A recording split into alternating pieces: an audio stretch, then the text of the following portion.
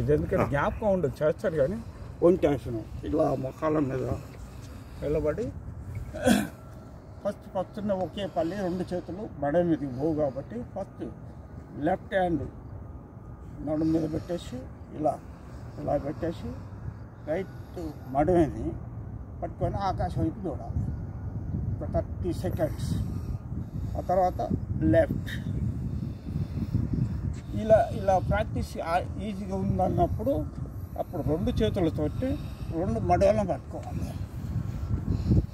ఇది అసలైన స్థితి.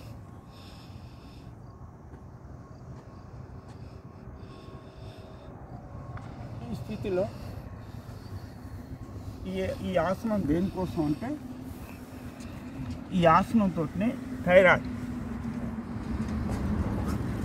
థైరాయిడ్లో 2 ఆసనాలు ఉంటాయి, ఒకటి పండుకొని ఒకటి ఒంటి ఆసనం.